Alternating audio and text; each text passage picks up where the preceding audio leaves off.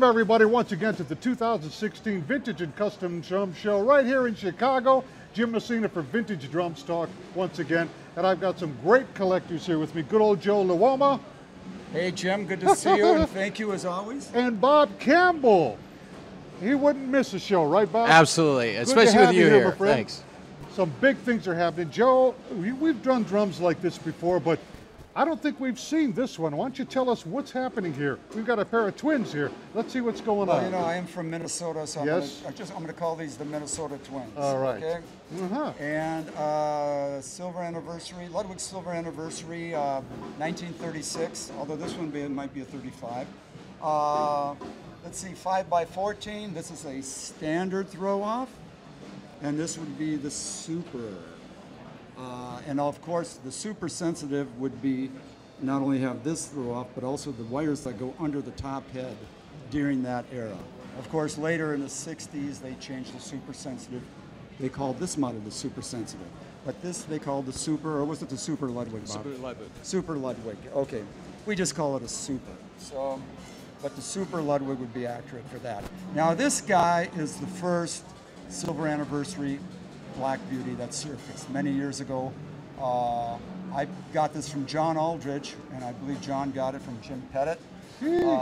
And the last person to play this drum, and I have to say I believe, was Larry London. Wow. And it hasn't been, I haven't changed it. And when I want to play one of these out, I have a non-engraved one to play out so I can get the same sound without worrying about this guy, because these are very valuable drums. Yeah. Now there are only 4 known that are original, and I think there's one extra that has been, that Adrian did a wonderful job of bringing back to life. The black had been taken off of it. And other drums like this Slingerland Black Beauty, how many are there now? We were up to 15. 15 I think Larry Matthews showed up with a new entry last year. Yeah. I have number 14. Bob has number 13. Mike Corrado has a couple. He's got a 6.5 and a 5. They're, you know, Dave Brown owns a couple. So, anyways, I got a couple. That's right, and yours, of course, because you like excellent to mint things.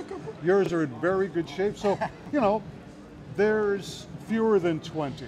Yeah, but they keep more and more coming online. They keep showing up. These guys, not so much. And I'm wondering if it's not for the fact that these were made during the height of the Depression. 1935, 1936. I think they went into 37. Yes. Yeah. Okay. And at that time, I don't think even people with money, I don't know if they were buying real high-end drums. So I think that's why these are so rare.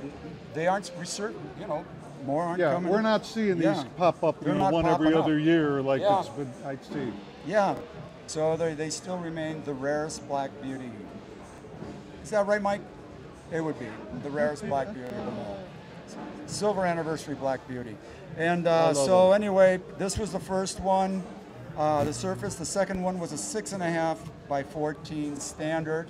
Mike Corrado, our friend Mike, has that one now. I got it from me last year, right, Mike? So, and Mike has another one, a 5 by 14. That's a super sensitive, and with chromium hardware. Chrome, or did they call it chromium? I think. And this one, of course, we did a video on this one last year. Yep.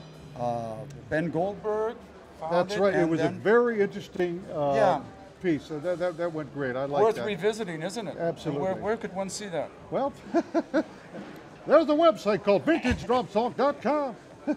You flip the switch there. There we go. Okay, there we go. So we talked about this one in that video, so you can get the skinny on that. So anyway, there you have it.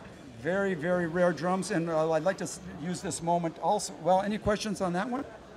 No, I've seen this one before, but wondering if there's something going on with this particular one. Yeah, there is something going on with this one. You know, Bob has done some nice articles on this era of drum, on the silver anniversary era, and so I figured it'd be nice if we got Bob.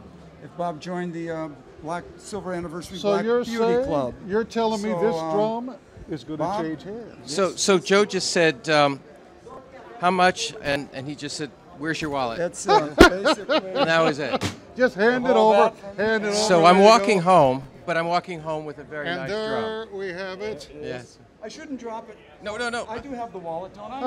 Okay, it's heavy. All right, it's heavy. I'm going to put it back down. There it is. The handover. The handover, folks. Wow. First time. Is that the first time we had a handover? Congratulations, So thank Bob. you. So it's no longer the Minnesota Twins; it's the Indiana and Minnesota partners here. There it is. There it is. Now, actually, Yeah. just to let you The know, credit cards are all up to date. hold Yeah. on, give me that, man. But you know, after collecting a little while, and obviously Mike and Joe and Mark have been great inspirations. You know, I learned a lot about the 35 to 37 silver anniversaries, and I picked up a 6.5 by 14 and a 6.5 by 15, and then later a 5 by 14 of the 37. 37 not having, with the inserts, whereas the 35 did not. And there was the square bead and the round bead, so I had one of each. And I kept saying, wow, you know, these sound great, they look great. And it was a really amazing time, but yet a very narrow window of history which they made these drums, and they are quite unique. And then when I saw Mike last year walking away with that engraved 6.5 silver anniversary, I was thinking, Yes. wow, are there any more of these? And wow, and so over the last year, I've been just stewing over this, and then Joe and I got talking, and wow, it's just an amazing And feeling. it's happened. Yeah. And it's So come. Bob's in the club.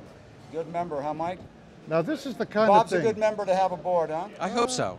Yeah, Now, you Ron's a guys, good what you're historian, seeing here- writes nice articles. So What you're seeing a is future here- article coming. It's a Yeah. fantastic example of how high-end collectors operate.